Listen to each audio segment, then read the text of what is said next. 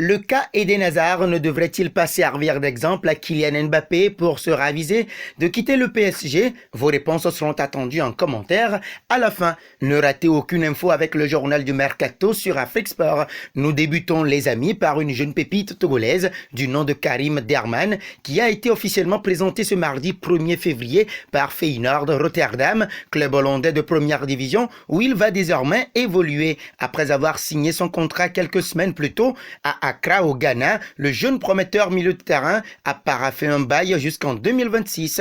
Karim Derman, 18 ans, l'un des espoirs du football togolais, est international avec la sélection junior des éperviers du Togo. Passons au Gabon. Dernière recrue du Barça, Pierre-Emerick Aubameyang arrive libre d'Arsenal. Un transfert rendu possible grâce aux Gunners qui auraient payé 8,5 millions d'euros pour résilier le contrat du Gabonais d'après les informations du Times. Un effort considérable qui a permis au Barça de s'attacher les services de l'ancien buteur du Borussia Dortmund. Si Arsenal avait refusé, ce transfert aurait été plus difficile à mettre en place. Juan Laporta sait qui remercier. Les Blaugrana ont précisé que le contrat de l'international gabonais porte jusqu'en juin 2025, mais que l'ancien stéphanois bénéficiera d'une option de départ en juin 2023. En outre, sa clause libératoire s'élèvera à 100 millions d'euros. Restons en Espagne avec l'arrivée imminente de Kylian Mbappé. Cadre du vestiaire au Real Madrid, Dani Carvajal s'est prononcé sur l'arrivée probable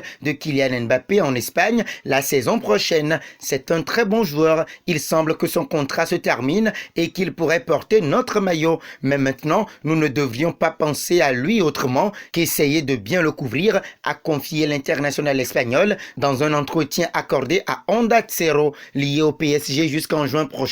L'international français ne semble pas être disposé pour l'instant à prolonger son contrat avec le club parisien qu'il a rejoint en 2017. Libre à la fin de la saison, le joueur peut négocier avec l'équipe de son choix depuis le début du mois de janvier. Eh bien, si les Merengues ont les yeux partout, les dirigeants des Blues de Chelsea auraient inscrit le nom d'Eder Militao, 24 ans, sur leur shortlist en vue du mercato estival, même si son dossier serait toutefois compliqué. D'après les éléments obtenus par AS, les Londoniens font du Brésilien leur cible favorite pour renforcer leur défense l'été prochain. Son profil plairait particulièrement à Thomas Tuchel, lequel devra peut-être composer avec les départs d'Andreas Christensen et Antonio Rüdiger, lesquels sont en fin de contrat et n'ont toujours pas prolongé. L'opération pour sa venue devrait être compliquée à conclure, étant donné que le joueur dispose d'un contrat jusqu'en juin 2025 et que Carlo Ancelotti a fait de lui l'un de ses cadres. Cette saison, Eder Militao a disputé 30 matchs,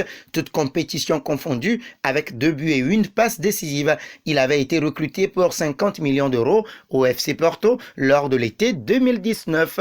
Terminons avec Paul Pogba. D'après ESPN, le board de Manchester United aurait demandé à Paul Pogba, qui apprécierait Rangnick, d'attendre la nomination du prochain coach pour décider de son avenir. Le champion du monde 2018 sera libre le 30 juin prochain s'il refuse de prolonger, ce qui profiterait à de grandes écuries comme le Real Madrid, la Juventus Turin, le FC Barcelone et le PSG sur la piste de la pioche. Et cette même demande serait faite également pour Anthony Martial et Donny van de Beek, à eux aussi de patienter car le prochain manager pourrait compter sur eux. Et nous arrivons au terme de ce journal du Mercato que nous bouclons avec la question du jour.